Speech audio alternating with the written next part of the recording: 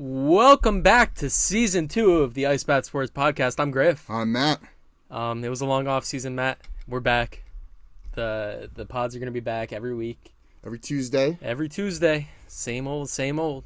Yeah, you were totally right. It's been a long off season. This has probably been one of the longer off seasons I can remember. I just feel like usually there's a lot more happening, a lot more action in the month of June, July, but after the draft, it kind of fell off. There wasn't much to talk about, after the 2023 NFL draft. So yeah, we kind of took a mini break. Well, we said we were going to take a break from the pod, but in general, we took a mini break. But we're back now that football's back. Yesterday was the Hall of Fame game. It was nice to sit down and put on a football game. Even though the Jets lost to Dorian Thompson-Robinson, but it's okay. It's preseason. It's all about getting reps for the young guys. Most of our starters did not play. Most of their starters did not play. So yeah, but you don't want anybody to get hurt in these preseason games. So a lot of times players get held out, especially star players. Yep. But preseason is pretty cool because you get to see guys fighting out for a roster spot. Yeah, and then you have a lot of the rookies that lower end rookies that they're fighting, and you never know, they could be impact players. You find the late round steal. Yeah, well, I mean, look at a guy like Brock Purdy. You never heard of him until last year when everyone got hurt. Yeah, and he looked great. Yeah. So, but who knows, if he didn't show up in the preseason, they might not have kept him. He might have been sent to the practice squad or poached or something. Yep. It's preseason is important. Well, football's back. You know what else is back? Fantasy football? Fantasy football. Oh. It's draft season. I know personally I have my main league is drafting in a couple weeks. We just kind of wait till the end of the preseason just because of injuries and stuff like that. You don't want to spend a high pick on somebody that's getting hurt right away. But, I mean, I think we should just dive into I've got a question for you. Okay. Maybe we can have a little debate here. If you have the number one pick in fantasy, I do, unfortunately. Who are you taking? Because last year I also had the number one pick. See a trend happening here. Maybe I'm not the best at drafting, but last year I took Jonathan Taylor number one, and that backfired pretty bad.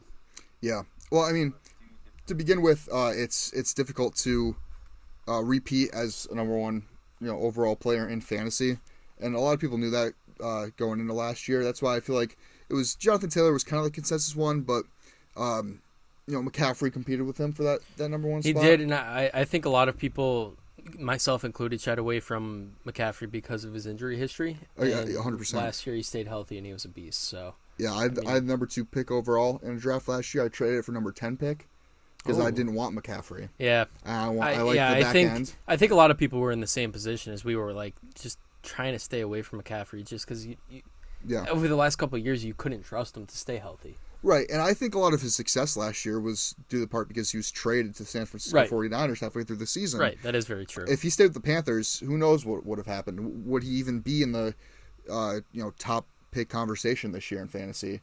Would he have finished the season the way he did last year? I don't know, but if you have number one pick this year, who you taking? It's got to be between. There's a couple guys you could argue, quite a few of them actually. Yeah. So, personally, I'm a big running back drafter. I like to draft running back heavy when it comes to my drafts, but you got to consider Justin Jefferson at 1. Big time. Just because of how much of a game changer he is. Not only that, the volume of targets and the volume. Have. Yeah. There's nobody else there. You have Jordan Addison. Well, they do have T.J. Hawkinson. That's true. That is true. So I am also very high on Hawkinson as my tight end 1 this year. Not if I'm looking to draft a tight end, and obviously Kelsey, maybe Kittle, they're gone. I'm high on Hawkinson there. Well, my positional rankings, I have Hawkinson ranked as my number 2 overall tight end. Wow. Yeah, I have him over the likes of Kittle, Andrews, Dallas Goedert.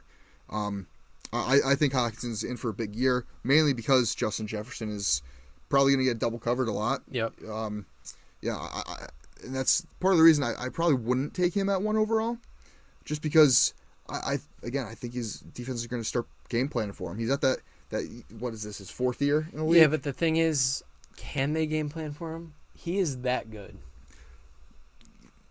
I mean, sometimes you can game plan for anybody. It's just a matter of how many guys you're going to put on him. Yeah, I mean, that's true. Yeah, I mean, look at Justin Jefferson when he played my Philadelphia Eagles last year. Darius Slay clamped him down. Yeah. But I to answer your question, I'm probably leaning Christian McCaffrey number one overall. Mm-hmm. Just because not only is he a running back, but he's kind of like a receiver that plays running back. Yeah. He's built like a receiver. He's quick. He's shifty. He was utilized out of the backfield in that offense a lot, too, as a receiver. So. Right. His utilization in that offense is key. Yeah, especially in a PPR league. That's huge. But I am cautious choosing both of those, either of those guys, because, I've read a lot of reports saying McCaffrey's probably not going to get more than 15 touches, 15 carries a game, because they want to save him for the playoffs. They want to make sure he's healthy. He's definitely a weapon, but you want to keep him healthy. I think they're going to be in the position, though, where they're going to have to rely on the run game a lot. I just don't trust if Sam Darnold's the starter. Like, can you really trust him? No. I mean, I've seen where Sam Darnold, people think he might win that starting job. I think he will. You think so? I think so. Shanahan seems to love him. Yeah, but Shanahan's also created such an offense that any quarterback can be plug and play. No, you're not wrong there. You're not wrong. I don't know. Yeah, I have the number one pick. I mean, I've had the strategy like you the last couple of years where I've gone running back heavy and kind of waited on wide receivers, and clearly I've been missing the playoffs and winning the draft lottery because I've picked number one the last 2 years. Might be time to switch it up. I'm still torn. I have no idea who I'm picking one. I'm kind of between Jefferson, McCaffrey, but there is one guy. That you could surprise everyone with. Oh, I think I know where you're going with this. Well, I don't know. You might look really stupid doing it like right away, but down the line this season, you could look really smart. I don't know. Where do you have him? You have him ranked number 3. Yeah, is it Bijan Robinson? I mean, this is a guy that's coming out. I want to speak my case for Bijan Robinson as well. Yeah. Although, I mean, you have number one overall pick. You can take anybody you want. I truly think Bijan Robinson could finish the season as RB1, even during his rookie season. Now, this is a guy, he's one of the best running back prospects we've seen coming out of college since Saquon Barkley. He is, I hate to use that term generational, he really is generational talent. And he's in Atlanta Falcons offense that what would they have? 1,700 rushing yards last year between Tyler Algier and Cordarrelle Patterson, who Algier was a 5th round pick. Yeah, and Algier had some really big games too. Like he did. Was. We talked about him a lot last year on our waiver watch and stuff like that. I think when Bijan got drafted by the Falcons, I thought it was a really good fit. It's a great fit. Because there's still that question mark at quarterback. You don't know what you have in Desmond Ridder yet. Mm-hmm. Personally, I'm pretty low on Ridder. But when you have a young quarterback, he's going to look to guys like his tight end. He's going to look to his running back out of the backfield. Bijan's a very underrated pass catcher, in my opinion. Mm-hmm. And I think in a PPR league, that's going to be very valuable, especially with the young quarterback. Right. When he's looking to check down, he's going to have to go through his progressions. He's going to have to find the open guys. He's not going to be able to force it downfield because I don't think he has the confidence to do so. And let's be honest, outside of Drake London and Kyle Pitts, who's underutilized every single year, they don't really have much on offense. They do, but they don't. They have a lot of young talent. I mean, this is the 3rd consecutive year in a row where they've gone best available offensive player on the board. 2021 they go Pitts. 2022 they go Drake London. This year they go Bijan Robinson. So they have the offensive talent. It's just a matter of utilizing it. And when you have a guy like Kyle Pitts that can help in both the run and the passing game, and a guy like Bijan Robinson who again can help in both the run and the passing game, I think Desmond Ridder's set up for success. It comes down to him for Pitts and London's success, but Bijan Robinson, it doesn't really matter what Ridder does. If he's bad, if he is good, if he's great, if Heineke ends up having to step in and take over that offense. But John Robinson's still going to remain that constant. That offensive line, if what I was healthy, just going to mention. The offensive line, if healthy, is really good. Yeah, I mean, it's top 10 in the league, easily. Matthews, Lindstrom, McGarry, Matt Hennessy. But, yeah, it's... I mean, yeah, and Lindstrom was one of the best interior linemen last year overall. Yep. And, but John Robinson, I think, is set up for a really, really big year. I definitely would consider him as a dark horse for first overall pick. Yeah, I don't know how the Falcons are going to do this year, but I will tell you they're going to be a fun rebuild in Madden. Yeah, for sure. That is going to be a fun Madden team. Well, again, you have Pitts, London, and Bijan Robinson all under 25. Right. Ritter, too. So, yeah, I think Bijan Robinson, Justin Jefferson, McCaffrey are all up there. And there's another guy that I keep seeing rise up people's boards. It's Travis Kelce. And I think that's just because of the positional advantage that he offers. Right. I don't know. Like, he's for sure a top probably 6 to 8 pick. I don't know if I'd consider him at 1. It's just so tough. Like, for me to take a tight end at 1, it is Travis Kelce. Right, but I mean, you got to think here. You're picking at 1. You're coming back 20 picks later. Who's going to be there? In the 20-ish range. I mean, you're still going to have guys like Ramondre Stevenson, Chris Olave. You can go and still get a low-end wide receiver 1, low-end running back 1 that are, going to have a couple big weeks, but you have that positional advantage at tight end. Yeah. And as long as you have a positional advantage at tight end or quarterback, I mean, that can really make or break your season. No, I agree. So I think Kelce, another dark horse, just because of what he brings to the table. I mean, he's easy 20 points a week at the tight end position versus other tight ends are probably 12 if you're lucky. Yeah. So, I mean, that's an 8-point differential that he has. I mean, other tight ends. outside of McCaffrey and Bijan, are there any running backs you consider? Like, do you consider Austin Eckler at the number 1 pick because of his ability as a pass catcher as well? Yeah, Austin Eckler. He's just been so consistent. Yeah, and what I like is he also cares about fantasy owners. So like he does. He wants to go out there. He wants to. He finished number 1. Put up stats. Yeah, he finished as the number 1 back in PPR last season. Yep. Let's see. Where am I? Oh, fantasy. He was the number 2 in 2021, number 4 in 2019. Like, he's a consistent back. He is, and his receiving abilities right out there with Christian McCaffrey's. I just think the contract situation with Eckler is the only thing that might sway me away from him. But then again, he's out there to earn some money this season. So same deal with Saquon Barkley. Yep. Both of them are fighting for contracts. Josh Jacobs. You got these running backs that are want to get paid, so they're going to be more inclined to go out and fight for an extra yard or two every play. There's lots of options at number 1 overall. I think anywhere you are in the first round this year, you have a really good option. Yeah. Especially with the receivers. I think there's going to be a lot of receivers that go first round in a lot of drafts. Which I'm really skeptical about. I'm still going to stick to my draft strategy of going heavy running back early and often, just because unless you're getting one of the top receivers are kind of a dime a dozen. You look at like Devonta Smith was going rounds 8 or 9 last year. Yeah, and he ended up finishing as a top 10 receiver. I have mocks with him like 2-3. Yeah, you can get guys high upside receivers, and all it takes is one injury or just one big game, and all of a sudden they're earning themselves a larger target share. I don't see that with running backs. The only reason a running back might come up on waivers or be out there is if somebody gets hurt and you have to pick up their backup. I think there is more workhorse backs this year than we've seen in prior years, though. Mm-hmm. Just because there's a lot more talented running backs.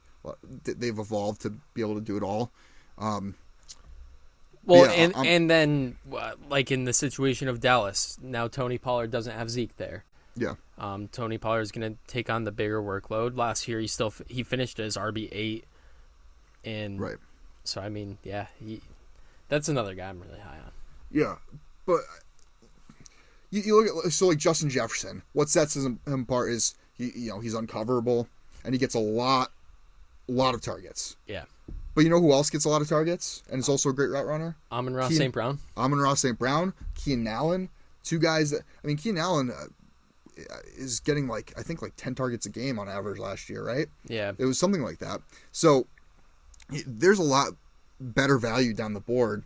And again, you look at the positional value, and okay, Jefferson might have a couple more catches and 20 more yards than another receiver, but is that differential as big as having the tight end 1 versus the tight end 4? Maybe I'll just take Mahomes at 1. I don't even have Mahomes as my quarterback 1. I have Really? Josh Allen. Well, the thing with Mahomes is you have Travis Kelce, and then who else do you have for Kadarius weapons behind Toney. him? Yeah, that's a good point. We even saw last season he was using Jerick McKinnon as his wide receiver 1 last year, especially in the playoffs. You lose Juju Smith-Schuster, who wasn't a huge factor in that offense to begin with, but Kadarius Toney you can't trust because he can't really stay healthy. Marquez Valdes-Scantling, we haven't seen anything out of Sky Moore. Yeah. So, yeah, and plus no more Mecole, no more Juju. Yeah, I think Patrick Mahomes still has to be a top 5 quarterback solely based on the fact that he can make it happen. He makes everybody around him better. Yeah. But I don't think he's my number 1. I think I know Josh Allen's my number 1 quarterback. No, that's fair. Followed by Jalen Hurts, and then Mahomes at 3. I just think Allen and Hurts both have better surrounding weapons. Wow, you have Lamar below Fields. I do. Interesting. Everyone's hyping up this Baltimore Ravens receiving core. I'm not a huge fan. Wow. Odell Beckham Jr. cannot stay healthy. Rashad Bateman has not shown. Well, he can't stay healthy either. He can't stay healthy, and he also hasn't really shown that many flashes. And who else they have? Nelson Aguilar, Zay Flowers. But then again, you're relying on a rookie. Yeah. Lamar Jackson does bring that dual threat upside, but so does Justin Fields. And I feel like Justin Fields. I like Justin Fields' receiving core a lot better than Lamar Jackson's. That's fair. Yeah, that is fair. Lamar Jackson does have Mark Andrews, DJ Brown, Darnell Mooney. But EQ. Again, you also have to bring Lamar Jackson's health into question. As another. Yep. I don't know what's going on with the Ravens. The whole team can't stay healthy. Yeah. J.K. Dobbins. No, and then there's Justin Fields, who last year had back-to-back 50-point games. Justin Fields, his upside's immaculate, and that was his only receiver last year was really Darnell Mooney. Yeah. Cole Kmet's starting to come into his own. You trade for DJ Moore this offseason. You have Chase Claypool, who, if he makes the team, it's a big body target right there. And they have decent depth in the receiver room. So I like Fields' upside a lot better than Lamar's. Lamar, it's you kind of what you see is what you get. I feel like he's not, and a lot of teams are also game planning for him now too. It's like you want to make him throw. They've seen that he's not super inconsistent as a passer, but he's not like Aaron Rodgers where he's throwing dots. I feel like you take away the mobility from Lamar Jackson, and there's not much there. Yeah, no, that's fair. Want to talk about some fantasy football sleepers? Yeah, of course. All right, one of my guys right here. I think he's going to have a really big year. Rookie receiver, Quentin Johnston. Okay. I think in that wide receiver room, you talked about Keenan Allen already. Mm-hmm. You got Mike Williams, who I thought was a really good player comp for Quentin Johnston coming into the draft. Who, I'm sorry? Mike Williams. Yeah. Now they're on the same team. You got Justin Herbert throwing the ball to you. I think Quentin Johnston's going to have a really big year. I wouldn't be surprised if he leads rookies in receiving. It's kind of a bold take. Yeah. Thing with Quentin Johnston, though, the difference between him and Mike Williams is he's faster. Right. I think he can create more separation. Yep. I think he's going to be. I could see him leading in yards or fantasy points, but I don't think he's going to be a consistent 10 to 14 every week. I think you're going to see kind of boomer bust weekly from Quentin Johnson. I think it's going to be either he has 2 catches for 30 yards. I think he's going to be touchdown dependent. A lot of weeks. I think they're going to use him as for big plays because your check down. I mean, you've got Austin Eckler and Keenan Allen. Yeah, those are Herbert's definitely go to. Mike Williams usually has been your deep threat, but now you have a younger, faster Mike Williams and Quentin Johnson. Yep. Who I think he could potentially phase out Mike Williams. So I like that sleeper. I currently have Quentin Johnson as my wide receiver 66. Ooh. So I have him pretty low. Okay. But that's because the target share in front of you have Keenan Allen, Mike Williams, Austin Eckler. Yeah, he's kind of that fourth option there in that offense. Curious to see where you have this guy. Another guy that I'm high on almost every year, and he always disappoints me, and I'm going to do it again to myself. Courtland Sutton. Courtland Sutton, I have ranked as my wide receiver 30. Okay. So, nothing about Denver's offense last year was really fair, good, or no, that's fair. That's fair.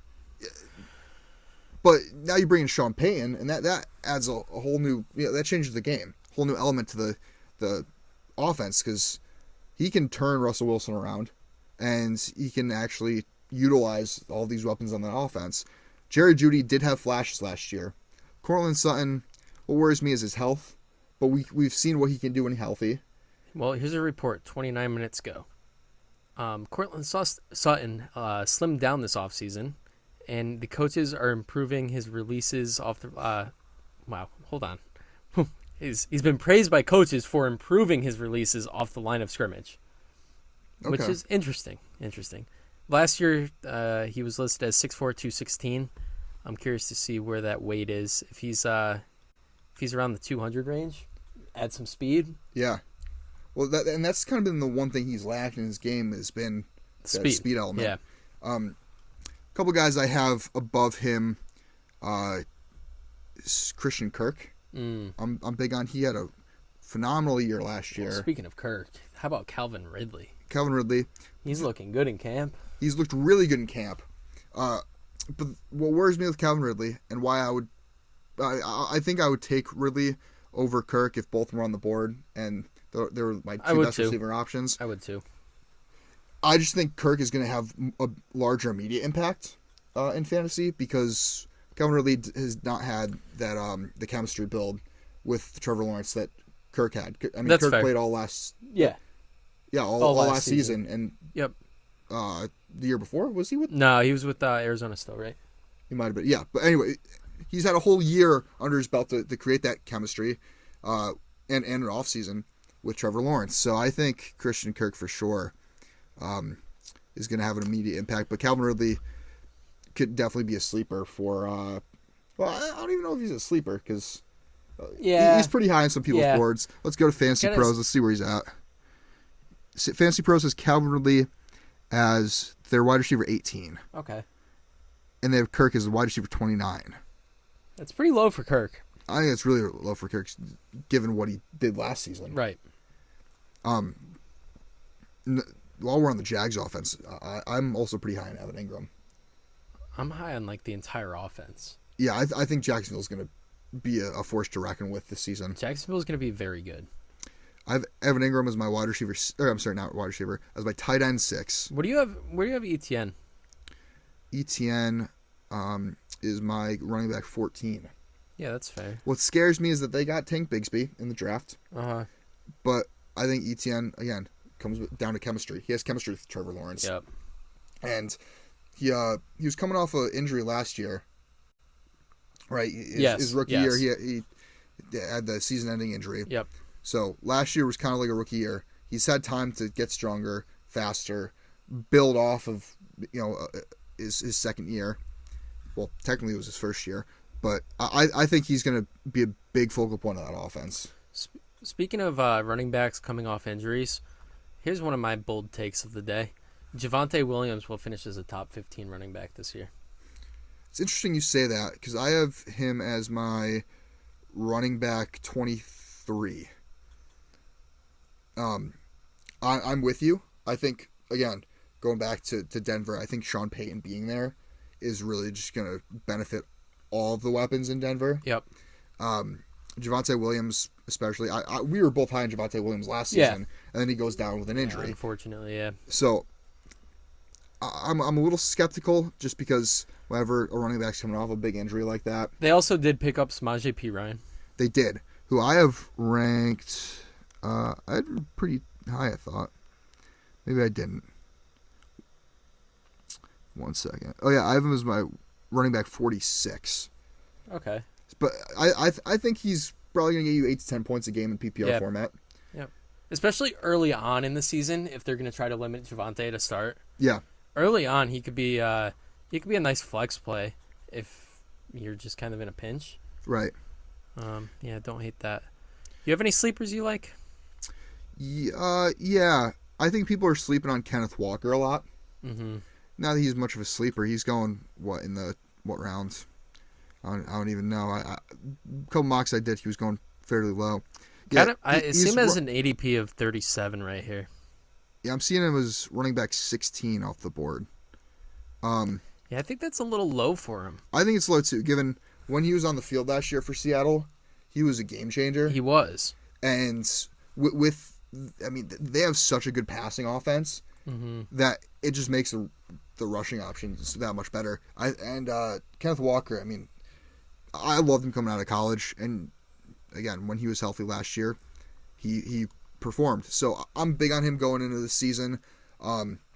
They did draft Zach Charbonnet, which made me a little cautious, but Charbonnet's hurt. He had a shoulder injury. Yeah, he returned to practice yesterday. Actually, did he? Oh, okay. Yeah. So that worries me a little bit. Maybe they'll do a ground and pound. No more Penny there. No more Penny. I'm really high on Kenneth Walker. They have a young but really talented offensive line. Yep. I think Seattle's offensive line could finish top 10 this season, and I just have he's probably my ride or die this year, Kenneth Walker. Okay. A couple guys that I'm high on for sleepers. Jerick McKinnon. I have my running back 22. Ooh.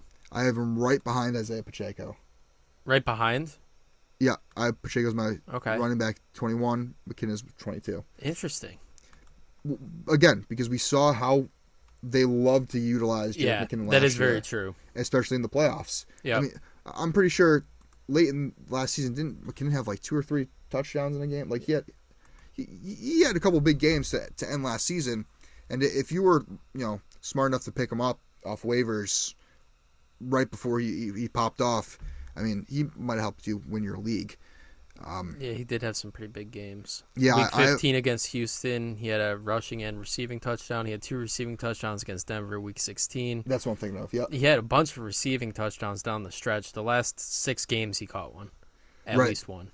Yeah, so they were utilizing him like he was a wide receiver. Yeah. Well, that's how he's got to be utilized. Yeah. He's not going to be as effective as a runner as Pacheco is, but I think he's got the big playability out of the backfield as a receiver too. 100%. Yeah, I have him ranked above Alvin Kamara.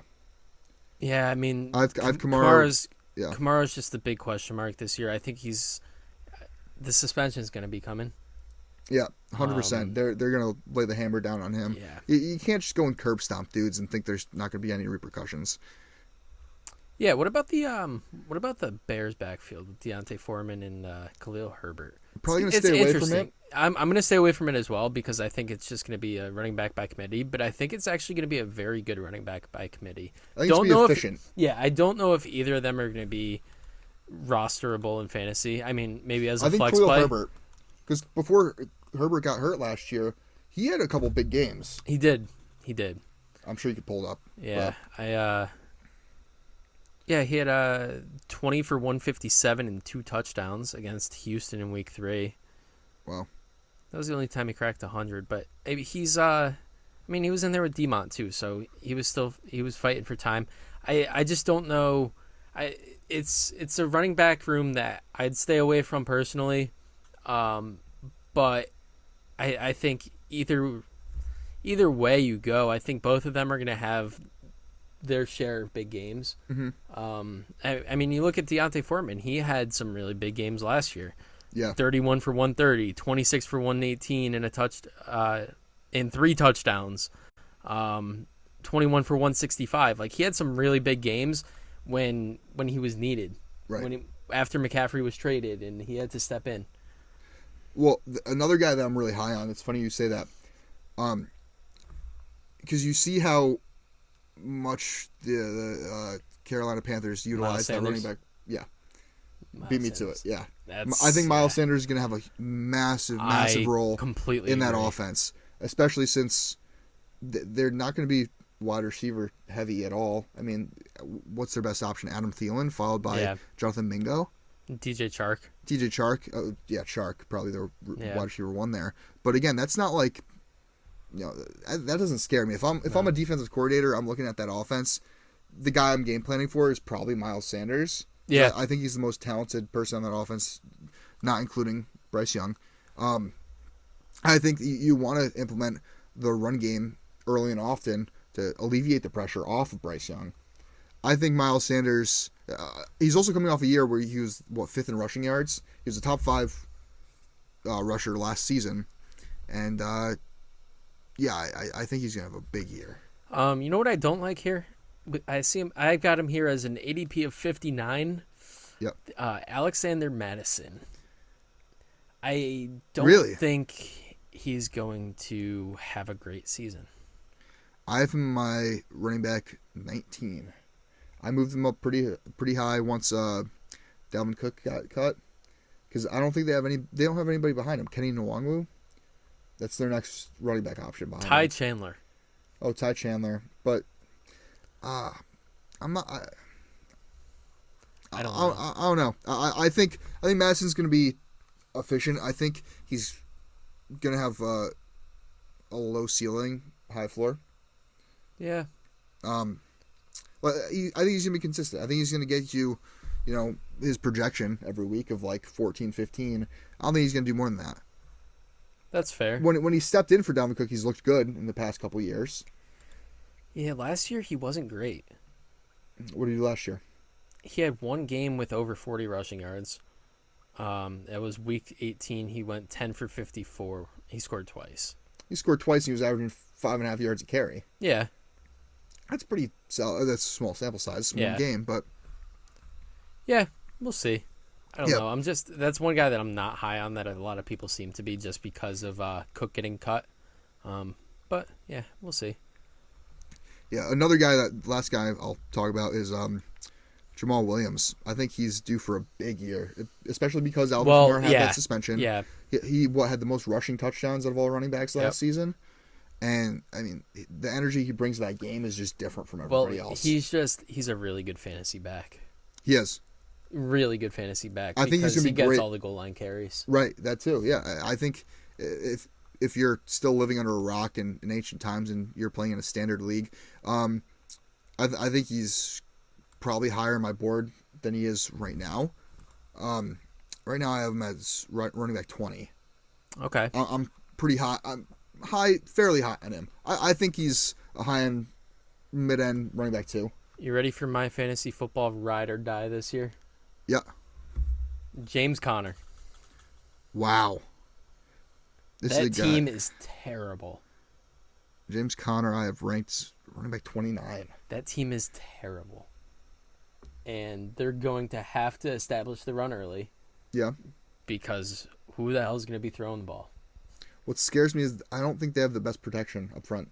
I don't think he's going to have many holes to run through. They didn't have the best protection up front last year, though, either.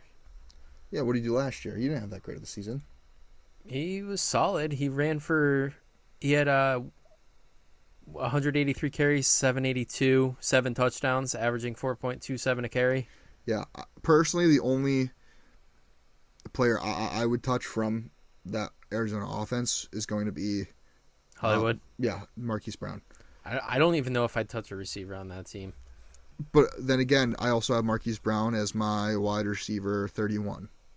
So it just goes to show how much faith I have in that Arizona offense. Yeah, it's not a lot. They're going to be really bad. They may have like 1 or 2 wins. Yeah. I think that they'll be in line for Caleb Williams next year. Oh, 100%. I mean, yeah, because Kyler hasn't really done much since he's come in the league. But do you want to talk about some notable free agents that are still left real quick? Yeah. Let's see. We got obviously we got Dalvin Cook, which seems to be heading to my Jets. I'm hearing Jets or Dolphins. Yeah, it's gonna be Jets or Dolphins. It's what it comes down to. And it seemed like Rodgers took a pay cut or something, right? Yeah, $30 million. So if Dalvin Cook comes to the Jets, that offense is gonna be scary. Because you could run running back by committee with him, Breece Hall, Michael Carter, Israel Abanikanda. Yep. Like it's gonna be, and plus you've got Aaron Rodgers, which the thing with Cook, if he does sign with New York, really hurts Breece Hall's value. It does. Big time. It heavily impacts it. I have Breece Hall as my running back 11 as we speak. Yeah. But I think that drops down into probably the 20s. Yeah, I completely agree. If Cook is added. Other running backs: Zeke, Kareem Hunt, Leonard Fournette. I mean, Zeke and Fournette both worked out for New England. Yep. I still think that's the Ramondre Stevenson show, though. I still think Kareem Hunt's the best out of all of those. Yeah, I mean, Hunt was not utilized like at all last season. No, well, it was the Nick Chubb show. It was it should have been. Like, yeah, Nick Chubb's really good. But I mean, Zeke, I think Zeke's pretty washed. Although I did see he cut down a lot of weight this offseason. I think Leonard Fournette's pretty much done. Yeah, but again, you look at those three that you just mentioned: Elliott, Hunt, Fournette. They're all 28 years old. Yeah, they are. They're on the wrong side of 25. Yep. I mean that's 28 for a running back is like 33, 34 for a quarterback. Yep. I mean, you get a lot of wear and tear, especially if you're like Ezekiel Elliott, where you've been the bell cow back for a team for so long. I mean, an injury is just waiting to happen. No, I agree. I would be very cautious if any of these guys sign, drafting them. If you go down a little bit, you got a 26-year-old back here. Had some really good moments in the last couple of seasons. Just been kind of tossed around. Is Darrell Henderson? Yeah, that's another guy. I think that's a guy you look out for if you're an NFL team and your running back goes down with an injury. That's a cheap guy that you could bring in, fill in for a couple games, and he could be pretty effective. The thing for me though is if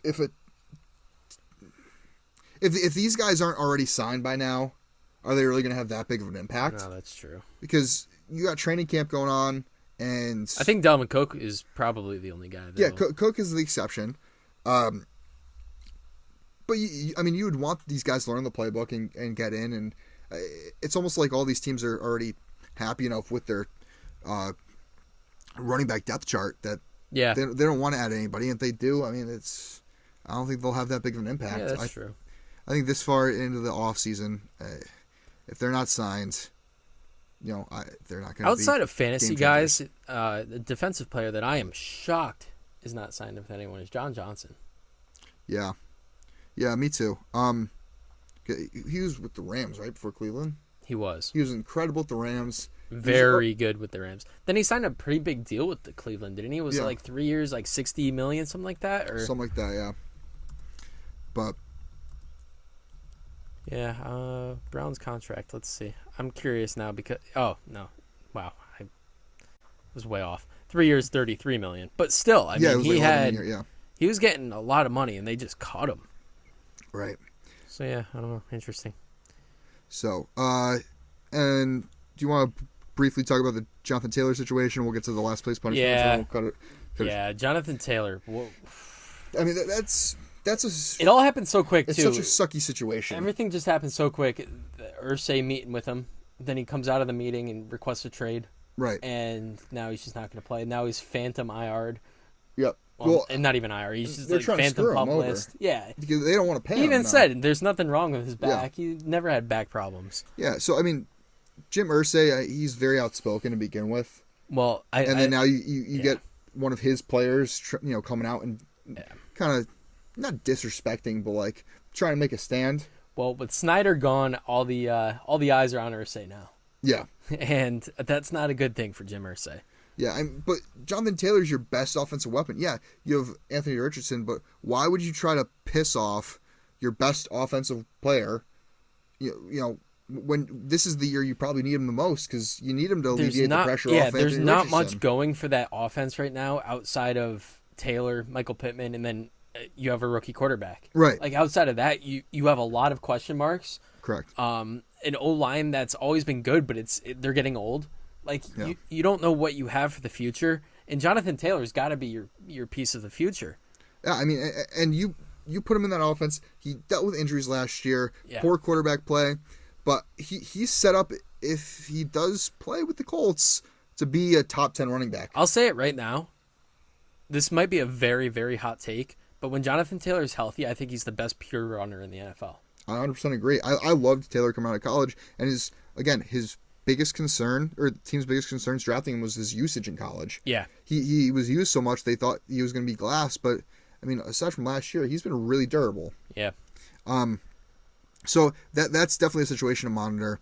Yeah, especially with fantasy football drafts coming up, that's one guy that I gotta stay away from right now. Yeah. Speaking of fantasy football drafts, before we end, we just wanted to shout out a couple last place punishments. If you want to implement one of these into your league, just for fun. We did this on one of our first couple episodes last year. Yeah, it's always fun at the beginning of draft season to look at some last place punishments. First one, last place has to set up a lemonade stand. I think this one's hilarious. A grown man setting up a lemonade stand. Probably in the middle of a neighborhood. Yeah, get pictures hilarious. Of that. Yeah, that's a good one. Extra points if you make them dress in all pink or something. Second one I think is pretty funny. Is loser of the league has to take the SAT. Man, that one's hilarious. I mean, a lot of the stuff we learned in high school. I mean, some very rare that you'll remember. How to. Is there an age limit to take the SAT though? No, there. No? I think anybody can take it. Oh. So, but again, a replacement. You could also have them to do the Wonderlic, which is what NFL players have to do with the combine. Oh to test intelligence. Yeah. So SAT or the Wonderlic, have last place do that. Kind of expose their intelligence a little bit. A third one is stand up. Yeah. The loser of your league has to go and put together an act, go to an open mic night, and perform a stand-up routine for however long the league chooses for. Put them on the spot, make them try to get people to laugh. I mean, stand-up, there's nothing harder than stand-up when it comes to comedy. Stand-up is insanely hard because you got to read the room, you got to have a good crowd feel. And do you want to? Yeah, I think the last one is probably the funniest one that I've seen. I don't know. I haven't even heard of this one before. Solo date night. You got to go out to a fancy restaurant. You can't go alone. You're bringing a stuffed animal with you. Yeah. And you're sitting down and having a nice steak dinner with your stuffed animal. I think that is hilarious. Oh yeah, extra points if it's a blow up doll. Yeah. Yeah. But yeah, no, I mean, pictures obviously of all of these to document them, but that's just add a little fun to your league and change things up a little bit. So yeah, I mean, that's pretty much going to wrap up our first episode of season 2. Yeah, I mean, I'm pumped for. I don't know how this is going to go. We may upload this the same day as episode 2, depending on what our schedule is looking like. Yeah. Because we still want to continue the Tuesday trend, and we're recording on a Friday for the first time, so we're going to figure all that out. But you guys will know if you're listening to this, you'll know when this is up. So. Just know from here on out, it's going to be every Tuesday. Every Tuesday we will be releasing our episodes. So thank you for tuning in. We really appreciate it, and man, it's good to be back. It's good to be back. I'm so excited for season 2. Yeah, me too. But as always, stay cool. Stay cool.